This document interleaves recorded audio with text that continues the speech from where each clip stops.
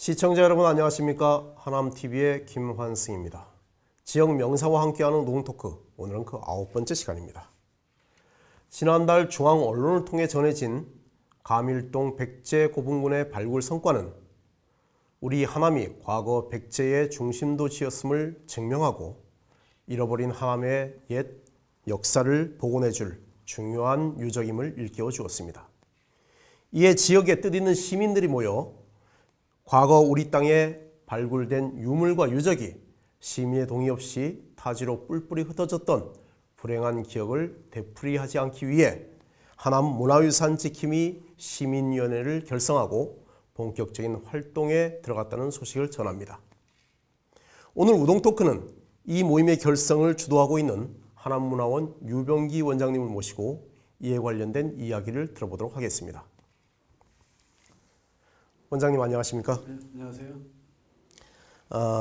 이번에 발족한 그 하남문화유산 지킴이 시민위원회가 이 만들어진 배경과 또 역할에 대해서 간략하게 말씀을 부탁드립니다. 네, 이번에 그 발족한 하남문화유산 지킴이 시민위원회가 만들어진 배경은 우리 하남은 그 문화유적지가 상당히 많아요.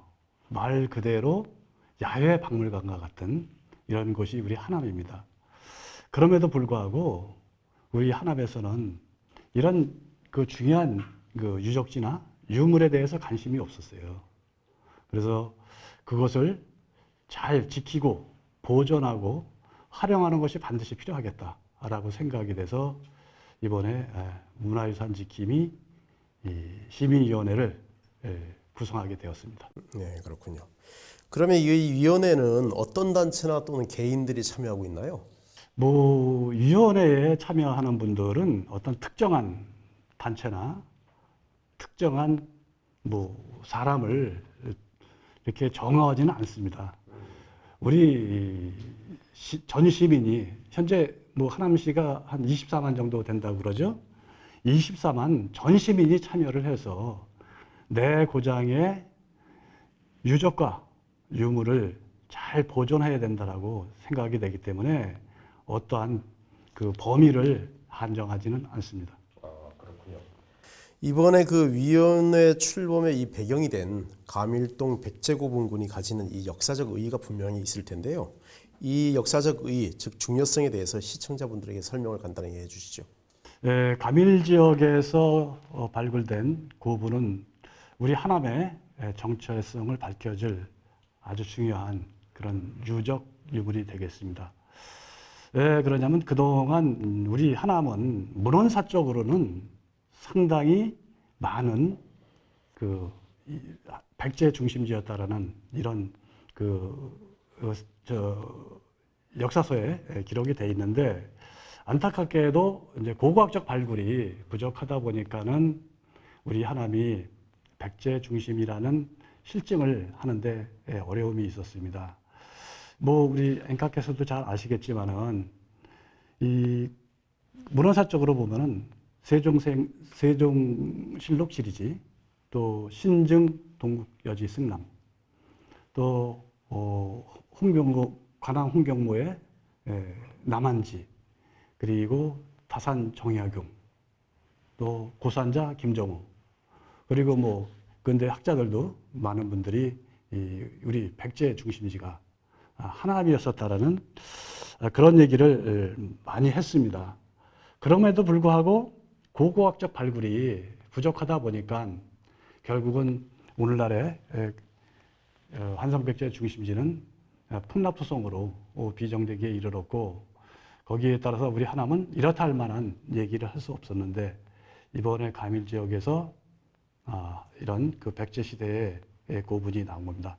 이 고분에 또 그 발굴 기간 보고에 의하면은 이거는 공식적으로 이제 아직 보고가 된 건 아니지만 현재까지 그 발굴 기간의 얘기에 의하면은 시기가 언제냐면은 그 한성백제기 근초고왕 때, 그러니까 시기적으로 4세기 중반부터 5세기 중반, 그러니까 근초고왕, 침류왕, 아신왕, 진상왕 이때에 조성된 고분이라고 이렇게 얘기를 한다라고 하면은 잘 아시겠지만은 한성백제가 가장 강력했던 시대가 언제니까? 근초고왕 때잖아요. 근초고왕 때에 조성된 그런 이 고분이라고 하면은 우리가 가지고 있는 역사적 의미는 얼마나 큰지를 보여주는 그런 내용이 되겠습니다. 그렇군요. 이번 발굴에서 이 매우 귀한 유물이 나왔다라고 우리가 저 언론을 통해서 들었는데요. 어떤 유물이고 또 왜 중요한지 한번 설명을 해주시죠. 예, 뭐 지금 전자에 말씀드렸던 그 내용에 이제 연속해서 가는 얘기가 되겠는데, 거기서 나온 고분이 51개예요, 51개. 우리나라 매장문화재, 그러니까 백제 고분군을 발굴한 숫자가 현재까지 한 70여 개예요. 근데 우리 지금 하남 가밀 지역에서 나온 거는 51개가 나왔습니다. 그러면 70개하고 51하고 통틀어서 숫자를 본다면은 121개가 되잖아요. 그러면 51가 51가 가밀 지역에서 나왔다. 그러면은 그 비중이 얼마나 컸는지에 대한 것을 나타낼 수 있고요. 또 그 가밀 지역이 이제 법정동으로 이렇게 구분해서 세 군데에서 나왔는데, 한 군데는 이제 법정동으로 가밀동 지역에서 7기, 그리고 가미동 지역에서 35기, 그리고 참새골 지역에서 9기가 이렇게 발굴이 됐습니다. 그래서 현재 참 안타까운 일이 벌어졌어요. 어떤 일이 벌어졌냐면, 가밀동 지역에서 나온 7기하고 참새골 지역에서 나온 9기는 지금 현재 없어졌습니다. 그래서 이 점은 상당히 안타깝고 참 말로 표현할 수 없는 그런 심정이 되겠습니다. 그래서 그렇게 고분이 51개가 가밀동 지역에서 나왔고, 또 거기서 나온 유물들이 굉장히 중요한 유물들이 나왔어요.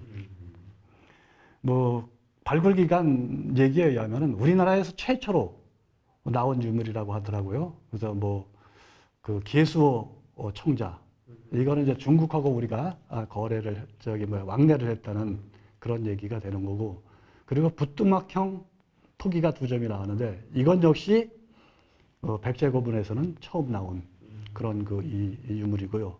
또 거기에다가 이제 쇠뇌라는 무기죠. 그 당시에는 최첨단 무기였을 거예요. 그 무기에 쇠뇌라는 무기가 나왔고, 또 거기서 금구슬도 나왔어요. 그 고분군에서.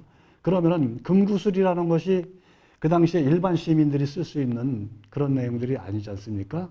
적어도 아주 최고위층의 귀족이 아니면은 사용할 수 없는 그런 유물들이 나왔다라고 봐야 되겠죠. 그러면 그 유물과 지금 말씀드린 유적, 그러니까 유구의 상태가 얼마만큼 중요하고 우리 하남의 정체성을 밝혀줄 수 있는 그런 내용이 되지 않을까 생각이 됩니다.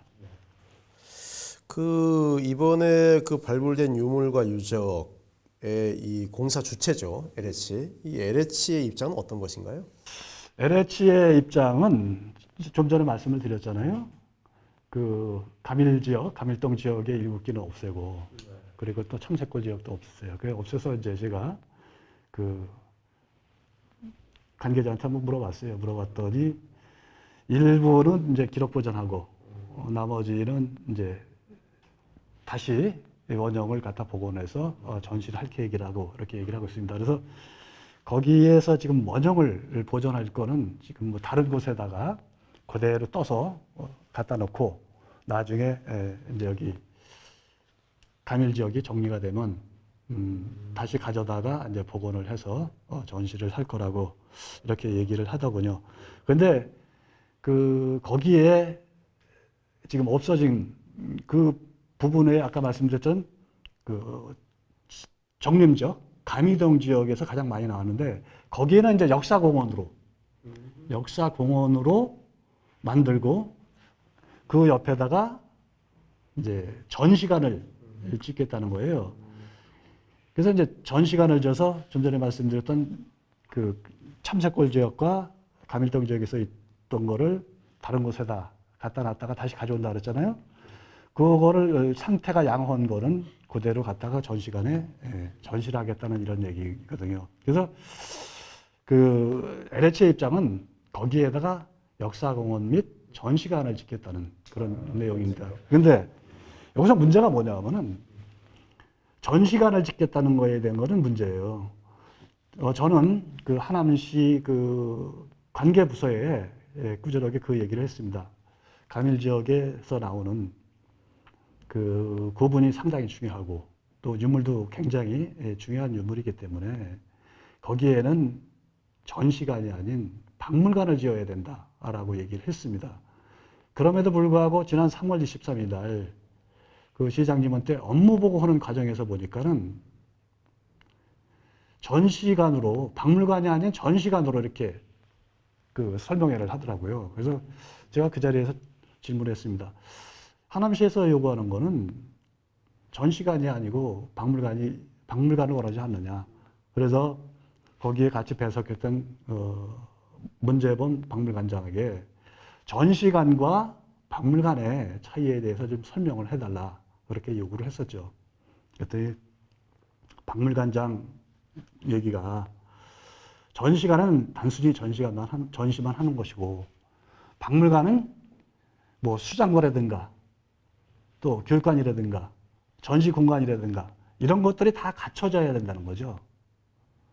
그럼에도 불구하고 지금 LH에서는 그 비용을 절감하기 위한 그런 생각인지 박물관이 아닌 전시관으로 지금 계획을 하고 있습니다. 그래서 저는 오늘 이 방송에서도 강력하게 주장을 하는데 전시관이 아닌 박물관이 돼야 하고 더 나아가서 지금 그 가밀 지역에 있는 고분군은 역사공원이 아니고 사적으로 지정을 해서 보존을 하고 관리를 해야 된다고 생각이 됩니다.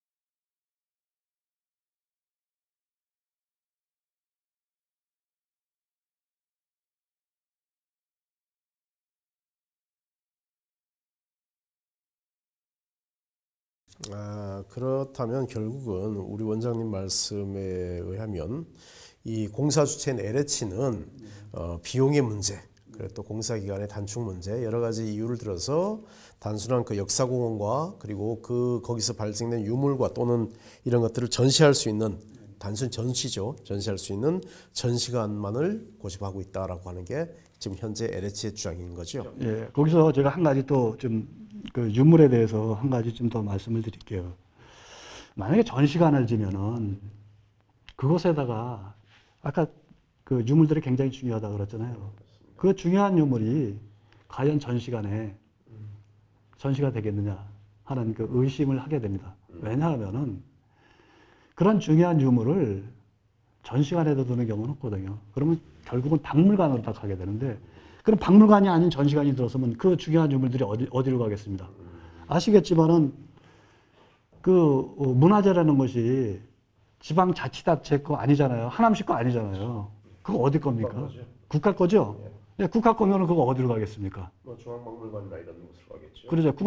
국립중앙박물관이나 지금 올림픽공원에 한성백제 박물관이 있지 않습니까? 그러다 갈 거 아닙니까? 그러면은 그 전시관에 뭐가 남겠습니까? 전시를 해야 되는데 뭘 어떻게 해야 되겠습니까? 결국은 해낼 수 있는 방법은 요새 기술이 아주 발달했잖아요. 복제품 만들어가지고 거기 전시관에서 전시하면은 되는 그런 일이 발생할 우려가 있다는 거죠. 결국은 전시관이라는 것은 이러한 아주 중요한, 그러니까 외형적인 문제도 있지만은 내용적으로도 굉장히 문제가 발생할 수 있는 그런 일이 생길 겁니다. 그럼 또다시 이제 시민들의 의견과는 달리 우리의 땅에서 난 유물과 유적들이 우리 손으로 떠나게 되는 그런 결과가 나오겠군요. 네, 그렇죠. 네. 자, 그럼 유물과 유적은 요 정도로 하고요. 그 현재 이 한성백제라고 불리는 초기 백제죠. 그 중심부인 이 위례성의 위치가 이 논란이 되는 이유가 무엇입니까? 뭐 아까 좀 전에도 말씀드렸지만 문헌사 쪽으로는 우리 하남이 백제의 중심지였다는 거는 여러 곳에서 확인할 수가 있었고, 제가 아까 좀 전에 설명을 드렸잖아요. 그리고 이제 보면은 지정학적 그러다 볼 적에도 지금 풍납토성의 위치가 어떻게 돼 있습니까? 강변에 있죠. 강변에 있죠. 뭐 우리 앵커에서도 잘 아시겠지만은 1925년 을중년 때 대홍수가 났었죠. 뭐 을중년 대홍수는 뭐 누구도 잊지 못하는 그런 일이었었고, 심지어는 우리 하남의 둔지섬에서 뭐 한 200여 명이 떼죽음을 당한 그런 대홍수였었죠. 그리고 또 최근에는 1984년인가요? 그렇죠. 84년. 예, 84년에 풍납동 일대 저기 지금으로 얘기하면 체육대학이 있는 데죠. 예, 둔천동. 거기까지 그때 물이 들었었죠. 그렇다라고 하면은 과연 그 시대의 왕성을 그런 곳에 지었겠느냐 하는 생각을 하죠. 물론 거기에 그 조성되어 있는 풍납토성의 규모로 봤을 적에는 상당히 크죠. 그거를 판축기법으로 해서 그렇게 토성을 조성할 수 있다는 것은 많은 인력과 권력이 없으면 그런 거를 지을 수는 없습니다. 하지만 토성이 지금 풍납토성만 있는 게 아니잖아요. 그렇죠. 다른 데도 풍납토성이 우리나라에 있습니다. 그렇다라고 하면은 풍납토성을 백제의 중심지다라고 하는 것은 이런 지정학적인 측면에서 좀 문제가 있다라고 보고요. 그리고 두 번째는 건축학적 측면에서의 문제점입니다. 건축학적인 문제에서는 뭐냐면은 사실 왕성이 있었으면은 왕성에 버금가는 어떤 궁궐이 있어야 될 거 아닙니까? 그래서 지금 그 풍납토성에서 주장하는 그런 건축학적인 얘기는 뭐냐면 건물을 지을 때 군립식으로 다 지었다고 얘기를 하거든요. 뭐 아시겠지만 군립식은 땅에다가 기둥을 박고 짓는 집이잖아요. 근데 우리나라 지금 옛날 조선시대 뭐 이전에 건축물들을 보면 가구식이잖아요. 주춧돌을 놓고 그 위에다가 기둥을 세우고 지붕을 얻는 이런 이 가구식 형태의 집을 지었는데, 그렇다고 하면 왕성인 곳에 그 시기적으로 건축학적으로 볼 적에 시대가 뒤떨어지는 게 올라가는 거죠, 역으로. 예? 군립식 건축을 했다는 것만 건축의 왕성이었다는 것은 좀 모순되어 있지 않느냐. 이거는 뭐 제 얘기가 아니고 건축학을 한 분들이 그렇게 지적을 하고 있고요. 더 나아가서 그 한성백제 시기와 비슷한 시기에 고구려의 국내성을 보면은 국내성 한도성에 어떻게 되어 있습니까? 거기는 다 건축물들이 가구식이잖아요. 주춧돌을 넣고 그 위에다가 알집을 졌어요. 그러면 세력이 고구려와 비교했을 때 결코 뒤지지 않는 그런 시대를 지녔던 백제에서 그런 그 집 짓는 기술에 대한 것들을 그때 갖고 있지 않았을까요? 충분히 가지고 있었을 것이라고 보는 것이 건축학자들의 얘기입니다. 아시겠지만 국내성이나 한도선성에 가면은 그 주춧돌이 아주 널려 있잖아요. 널려 있어요. 그러면 풍납토성도 그렇게 왕성이었다면 그런 주춧돌이 널려 있어야 되잖아요. 근데 주춧돌이라고 뭐 이상한 거 갖다 놓고 거기서 나온 거라고 이렇게 얘기를 하고 있기 때문에 이런 맥락에서 볼 적에 풍납토성에 대한 그 풍납토성이 백제의 왕성이었다라는 거에 대한 비정이 결코 좀 모자라는 부분이 좀 많지 않느냐 이렇게 생각이 됩니다. 그 지금 말씀하신 이 풍납토성에 이 왕궁이 있었다라고 하는 것을 이 결정적으로 증명해줄 유물이 그럼 한 개도 발견이 안 된 건가요? 뭐 그렇지는 않다고 보죠. 지금 좀 전에 아까 말씀드렸지만 풍납토성의 그 이 토성 그 자체만으로도 대단히 많은 공력과 권력을 갖지 않은 사람이면은 그런 그 토성을 조성할 수가 없어요. 그러니까 뭐 토성의 규모로 봤을 적에는 상당히 크기 때문에 뭐 그거를 갖다가 우리가 부정할 수 없고 또 거기서 나온 유물도 그 최고위층에서나 쓸 수 있는 그런 유물들이 상당히 나왔습니다. 그렇다라고 하면은 그 풍납토성도 백제 시대에 중요한 역할을 했던 곳임에는 틀림이 없다라고 보는데 다만 전자에 말씀드렸던 내용처럼 가장 지정학적 측면에서 보나 건축학적 측면에서 볼 때 그것이 합당한지에 대한 것들을 문제시하지 않을 수 없는 것이죠. 자, 그러면 이제 그 현재까지 우리의 손으로 밝혀진 121기의 그 백제 무덤이죠. 여기 중에 51기가 이제 특정한 지역에서 나왔지 않습니까? 그러면 이게 그 역사를 다시 그 재건하는데 상당히 중요한 유적이고 또 유물임에도 분명하죠. 그런데 이 그 유목과 유적에 대한 그 처분권이 어디에 있는 겁니까, 정확히? 지금 뭐 좀 전에 아까 우리 뭐 대화를 통해서 얘기했지 않습니까? 그 유물 같은 경우에는 우리 거 아니잖아요. 국가에서 하기 때문에 국가에서 지금 얘기한 대로 뭐 국립중앙박물관이나 뭐 한성백제박물관으로다가 보내게 되면은 결국 그곳에서 그 유물을 보존 또 전시하는 그런 일이 생기게 되는 거죠. 그럼 구체적인 그 주무부서는 문화재청이 되겠군요. 예, 그렇죠.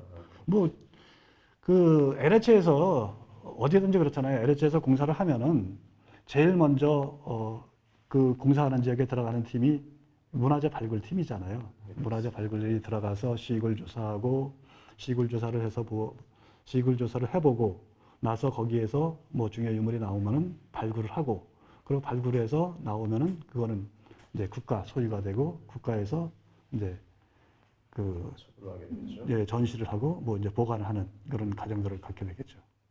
자, 그렇다면 이 앞으로의 그 위원회 활동 계획은 어떤 것이 있습니까? 앞으로 위원회 활동은 전자에 말씀드렸듯이 우리 하남은 대단히 중요한 그 유물들이 상당히 많습니다. 뭐 지금 대표적인 사례 좀 하나 들어보겠습니다. 이 고골 지역 그 충국리에서 보물 322호 철불이 있었죠. 그 철불이 지금 어디에 가서 있습니까? 중앙박물관에 있습니다. 예, 국립중앙박물관에 가서 있죠. 국립중앙박물관 3층 불교미술실에 있습니다. 네. 지금 하남 역사박물관에는 뭐가 있죠? 복제품이 있죠. 그렇게 지금 그런 현상들이 있고 그리고 이성선상 발굴이 지금 13차례나 이루어졌습니다. 13번이나. 거기에서 나온 유물들 지금 어디가 있습니까? 한양대에 있는 걸로 알고 있습니다. 한양대하고 세종대학교. 또 저기 동사제 발굴은 동국대학교 발굴은 아니지만 시굴했었지만 거기서 시굴된 그 출토 유물들은 동국대 박물관에 가 있고 전부 그렇게 흩어져 있지 않습니까? 우리가 과거에 이런 문화유산을 갖다가 잘 보존하고 지켜야 되겠다는 생각이 있었다라고 하면 그것들이 과연 지금 다른 곳에 가서 있느냐? 지금 우리가 가서 그거 가져올 수 있나요? 불가능하죠. 불가능하죠. 하나의 예를 좀 들어보겠습니다. 공주 무령왕릉 발굴이 1971년도에 있었죠. 예, 그렇습니다. 네, 1971년도 7월 달에 있었는데 우연히 이제 그 발견을 해서 발굴했는데 딱 하루겠죠. 네. 그 당시에 그 무령왕릉 발굴을 하고 난 다음에 공주 시민들이 그 소식을 접하고 아주 굉장히 뭐 흥분을 하고 아주 뭐 좀 이렇게 난리를 쳤던 그런 일이 있죠. 뭐냐? 무령왕릉에서 나온 유물들을 당시에 공주에는 박물관이 있었지만 목조 건물로 아주 형편이 없었어요. 뭐 전시실이라든가 수장고라든가 이런 게 없기 때문에 또 그리고 그 당시에 우리나라 뭐 발굴 역사가 짧기 때문에 보존 처리할 수 있는 그런 곳이 못 되거든요. 그러면 그 보존 처리를 하기 위해서는 서울 국립중앙박물관으로 이거를 가져가서 보존 처리를 해야 되고 그렇게 되다 보면은 이제 서울로 유물을 이동시켜야 되는데 그때 그 사실을 공주 주민들이 알고서 우리 공주에서 발굴된 유물들은 한 톨도 나갈 수 없다. 무령왕릉에서 나온 유물들은 한 톨도 나갈 수 없다. 그렇게 아주 주민들이 모여가지고 그 집회도 하고 아주 강력하게 항의를 했지 않습니까? 그 예로 그러다 보니까는 그 발굴팀에서 이거 난리가 났거든요. 난리가 나니까 어떻게 했냐면은 지금 문화재청이 아니고 그 당시에는 문화공보부에 그 문화재 관리국장 허련이라는 사람이 있었어요. 허련. 이분을 파견을 해서 공주 주민들한테 뭐라 그랬냐면 공주에서 나온 유물들은 절대 국가에서 가져가지 않고 가서 보존 처리해서 다시 공주로 되돌려 보내주겠다고 얘기를 했어요. 그럼에도 불구하고 공주 주민들이 문화재 관리국장 얘기 못 듣겠다. 당신만 어떻게 믿느냐. 그래가지고 그 당시에 윤주영 문화공보부 장관이 담화 형식을 발표하면서 우리가 지금 공주에는 유물을 보존 처리하고 관리할 곳이 없으니까 서울 가져가서 보존 처리해서 2, 3년 내로 공주에다 박물관 짓고 그래서 다시 되돌려 주겠다라고 얘기를 했어요. 그 당시 장관이 그런 약속을 했어요. 그래도 공주 주민들은 못 믿겠다. 장관도 못 믿겠다. 그래서 최종에 누가 하고 약속을 했냐면 국무총리하고 약속을 했습니다. 그 당시에 국무총리가 누구냐면은 김종필 씨가 국무총리였었어요. 김종필 국무총리가 공주 주민들하고 무령왕릉에서 나온 유물들을 서울에 가져가서 보존 처리해서 그리고 공주에다가 박물관을 지어가지고 다시 공주 주민들 품위로 되돌려주겠다라고 약속을 해서 그 공주 무령왕릉에서 발굴된 유물들은 오늘날 그대로 공주에서 보관되고 전시가 되고 있는 겁니다. 그렇다고 하면은 전 서두에 말씀드렸지만 하나만 지금 여태까지 그런 건 없었잖아요. 네, 그렇죠. 그러면 또 가밀 지역에서 나온 유물들 지금 어떻게 될지 모르지 않습니까? 어떻게 될지 몰라요. 그러면 우리가 시민들이 나서서 공주의 사례를 보듯이 이거를 지키고 보존해 나가지 않으면 안 됩니다.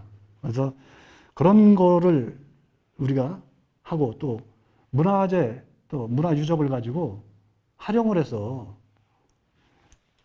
널리 지역의 이미지를 날리는 그런 역할도 해야 되고 해야 될 일이 너무 많아요.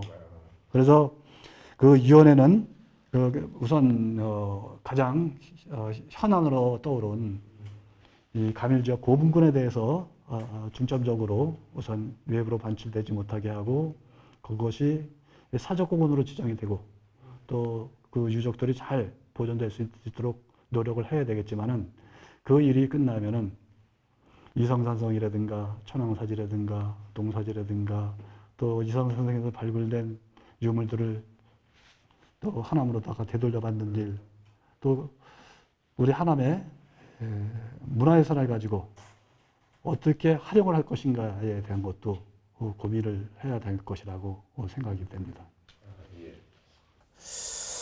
자, 그럼 마지막으로 우리 시민분들 이번 그 모임의 실질적인 주체라고 할 수 있는 이 시민분들에게 당부하고 싶은 말씀이 있다면 한 말씀 해주시죠. 네. 뭐 너무 시간이 많이 됐죠? 아닙니다. 시간이 많이 됐지만 그래도 좀 말씀을 드려야 될 것 같습니다. 아시겠지만은 우리 인근 양평을 보면은 항순원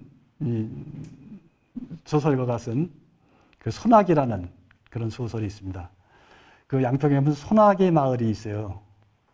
소나기 마을이 있는데 그 소나기 마을은 양평하고 사실 큰 관계가 없지 않습니까? 뭐 여러분들 잘 아시겠지만은 소나기 마을은 말미에 가서 보면은 소녀가 양평으로 양평 읍내로 이사를 하였다. 한 줄 나오죠. 네, 한 줄이거든요. 그거 한 줄을 가지고 소나기 마을을 만들었습니다. 제가 처음 소나기 마을을 개관하고 난 다음에 처음 얼마 안 있다 거길 갔었어요. 그리고 작년에 또 그곳을 갔습니다. 제가 그곳을 가서 보고 깜짝 놀란 일이 있습니다. 뭘 보고 놀랐느냐? 우리 그 항순원 선생의 유택, 산소를 소나기 마을 내로다 옮겼어요. 소나기 마을 마을로.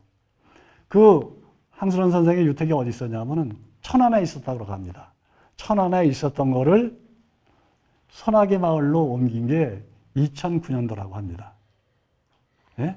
그러면은 항순원 선생이 소나기 마을이 양평에 있고 그분의 유택이 양평에 있고 그러면은 항순원 선생은 어디 사람이 되는 겁니까? 그분이 원래는 이북에서 월남하신 분이잖아요. 그럼 어디 분이 되는 거예요? 양평분 되는 거지 않습니까? 결국 문화라는 것은 우리가 어떻게 만들어 나가느냐에 따라서 이렇게 달라질 수 있는 거기 때문에 시민 여러분들께서도 우리가 하나님의 문화를 어떻게 지키고 보존하고 활용할 건지에 대해서 다 같이 고민을 하고 이번 하남 문화유산 지킴이에 다 같이 참여를 하셔서 우리가 꿈꾸는 품격 있는 문화도시가 될 수 있도록 힘을 모아주실 것을 부탁드립니다. 네, 말씀 감사합니다. 고맙습니다. 네, 고맙습니다. 한 작가는 우리는 전 국토가 박물관이라고 발표했습니다. 그만큼 우리가 살고 있는 곳곳에 조상들이 남겨준 흔적들이 산재해 있다는 뜻일 것입니다. 우리 하남도 우리 조상들이 살아오며 부대끼며 남겨준 흔적들이 곳곳에 남아 있습니다. 그러나 우리 스스로가 지역의 문화유산에 대한 관심과 애정을 실천하지 않는다면 우리 역사와 지역 문화는 타인에 의해 얼마든지 왜곡될 수 있다고 하는 것이 과거에 우리가 겪었던 일입니다. 시민 여러분들이 우리 문화와 역사에 대한 관심을 높이고 애정을 갖춰줄 것을 감히 부탁드립니다. 고맙습니다.